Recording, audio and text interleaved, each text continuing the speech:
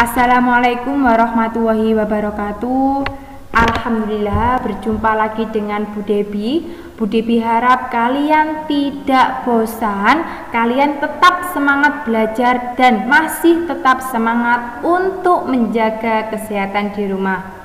Anak-anakku, pada pertemuan ketiga ini Bu Debi akan menjelaskan tema 1, subtema 3, yaitu pertumbuhan hewan. Minggu kemarin Bu Debi sudah menjelaskan tentang makhluk hidup, tentang berkembang biak. Nah, Bu Debi harap kalian tidak lupa dengan materi yang sudah disampaikan oleh Bu Debi.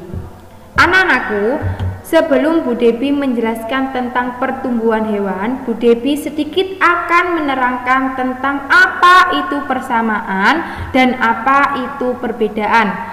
Persamaan berasal dari kata sama, sedangkan perbedaan berasal dari kata beda. Nah, sebelum Bu Debi memberikan contoh persamaan dan perbedaan pada hewan, Bu Debi akan memberikan contoh persamaan persamaan dan perbedaan Bu Debi dan Bu Dina. Nah, persamaannya antara Bu Debi dan Bu Dina adalah 1. Sama-sama perempuan, sama-sama memakai jilbab atau kerudung. Yang ketiga, sama-sama guru kelas 3. Nah, sedangkan perbedaan Bu Debi dan Bu Dina adalah bahwasanya Bu Debi biasanya memakai kacamata, sedangkan Bu Dina tidak memakai kacamata. Bu Debi mengajar kelas 3 Al-Basit, sedangkan Bu Dina mengajar kelas 3 Al-Hayu. Nah, itu contoh persamaan dan perbedaan Bu Debi dan Bu Dina. Nah, persamaan sama berarti memiliki kecocokan, memiliki kemiripan, sedangkan perbedaan beda berarti tidak cocok atau tidak mirip. Nah, itu kalian harus paham dulu apa itu persamaan dan apa itu perbedaan. Nah, selanjutnya Bu Debi akan memberikan contoh persamaan dan perbedaan pada hewan ayam dan hewan bebek. Bu Debi yakin kalian sudah sering melihat ayam dan bebek di lingkungan rumah kalian masing-masing. Nah, persamaan antara ayam dan bebek yang pertama yaitu bahwasanya ayam dan bebek berkembang biak dengan cara bertelur, yaitu sama. Yang kedua, bahwasanya ayam dan bebek sama-sama memiliki kaki yang berjumlah 2. Yang ketiga, bahwasanya ayam dan bebek sama-sama memiliki sayap. Yang keempat, ayam dan bebek memiliki bulu yang menutupi badannya. Itu persamaan antara ayam dan bebek.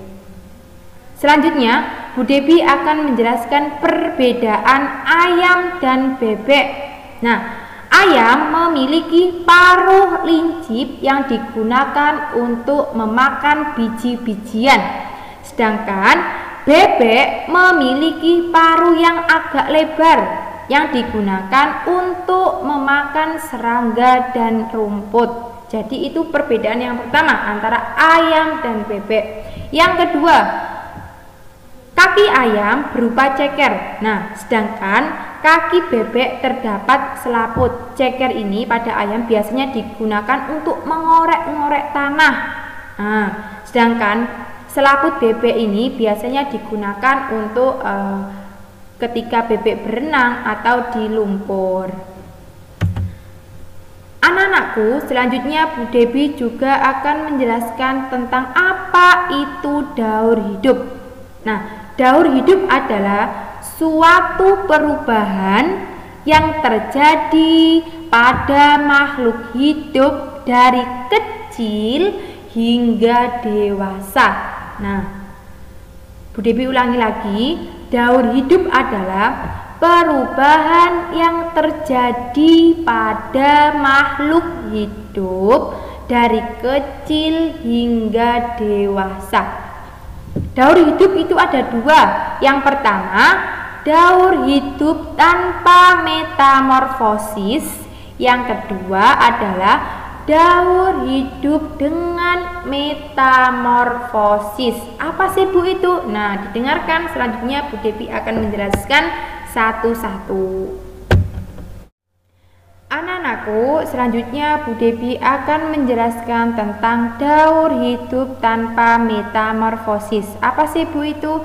Daur hidup tanpa metamorfosis yaitu bahwasanya organisme baru memiliki kesamaan fisik dengan induknya. Nah, contohnya pada hewan ayam, bebek, sapi, dan kambing. Akan tapi pada kesempatan kali ini Bu Devi akan memberikan contoh pada hewan ayam dan bebek. Nah, ketika ayam lahir itu berasal dari telur.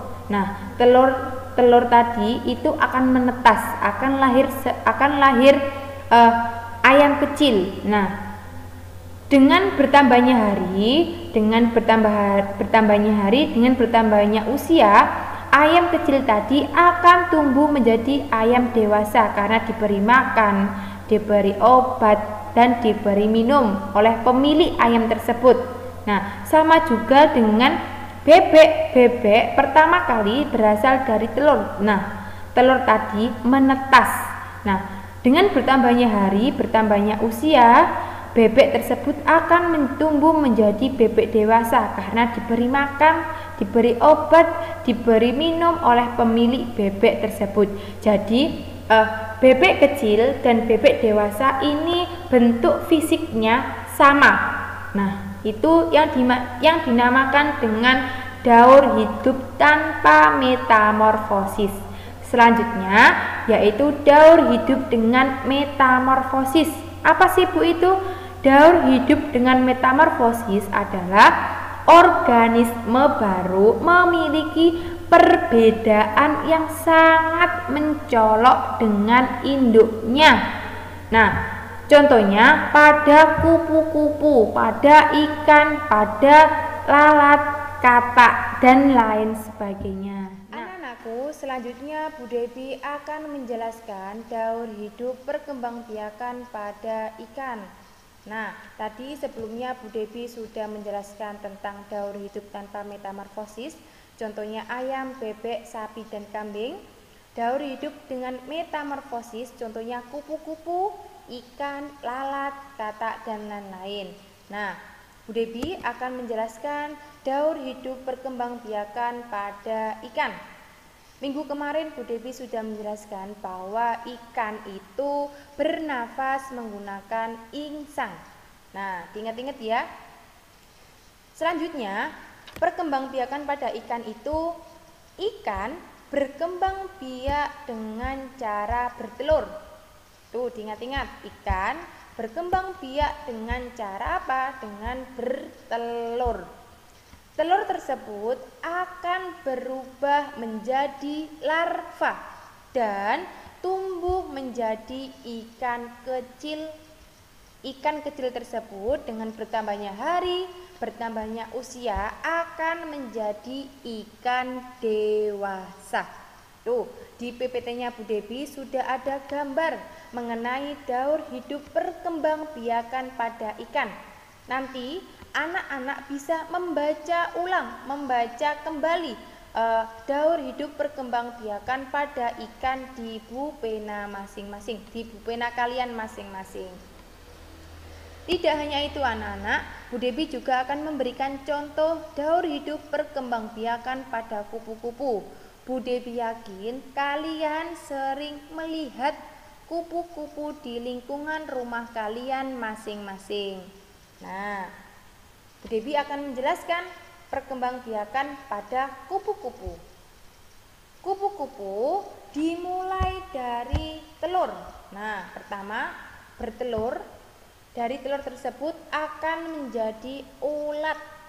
Dari ulat tersebut akan menjadi kepompong dan tumbuh menjadi kupu-kupu kecil. Setelah itu menjadi kupu-kupu dewasa. Nah, di PPT-nya Bu Devi juga sudah ada gambar mengenai daur hidup perkembangbiakan pada kupu-kupu.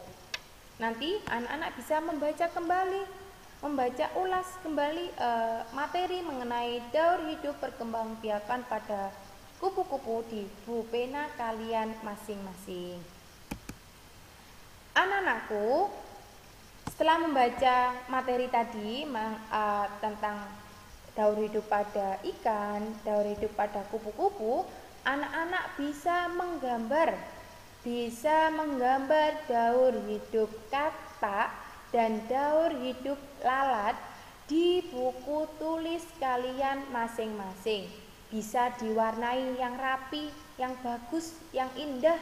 Nah, jangan lupa dari hasil gambar kalian, dari hasil karya kalian bisa dikirim di ibu wali kelas kalian masing-masing. Nanti akan dapat nilai dari ibu wali kelas kalian masing-masing.